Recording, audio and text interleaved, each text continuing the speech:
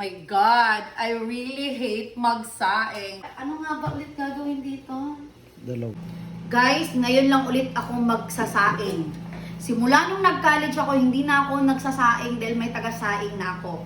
Pero ngayon, uulitin ko, magsasaing ako again for the very first time, mga after ilang years. Kasi nag-TikTok ako kanina at nag-crave ng Xiaolong Bao Choco yung asawa ko. Siya ata yung buntis.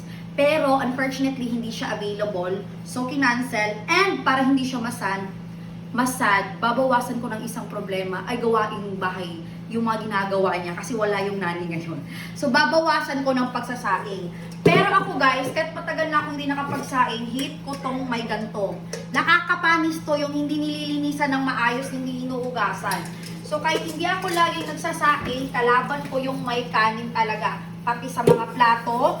At guys, kahit hindi ako nagagawa ng household chores, Diyos ko, ayaw ko yung may mga mabahong mantika, bahong plastic, at may amoy sabon pa. So, kahit matagal na akong hindi nakapagsaing, guys, ang very, pa rin ako particular, yung may mga ganito. Pero ngayon, since nga matagal na hindi nakapagsaing, tatanungin ko kay Bobby kung ilang sukat ng ganito.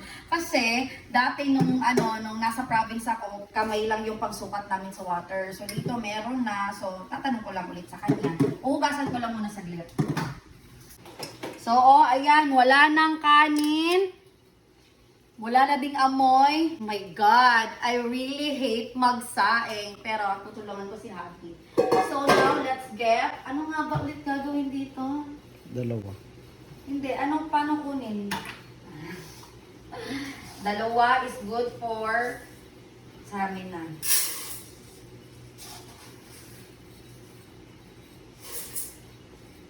And guys, maraming nakaka-relate nito. Kapag naghuhugas pa ako nitong bigas, is hindi ako natatapos hanggang hindi nawawala ang puti.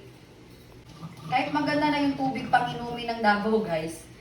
Ang panglinis ko lang dyan sa faucet, dito talaga sa inumin yung final na sabaw. Sabaw! So, 1:1 tayo. And dahil wala tayong rice cooker, sa labas tayo magluluto kasi sira na to. OMG! It's so ewy there. I hate this. Kasi hindi ako tagali. Oh my God! Wait lang. Naka-turn on na to. So, i-turn on ka na lang. Oh my God. Kapag ako gumagawa ng bahay, kahit hindi ako gumagawa ng gawaing bahay, ayoko dito guys.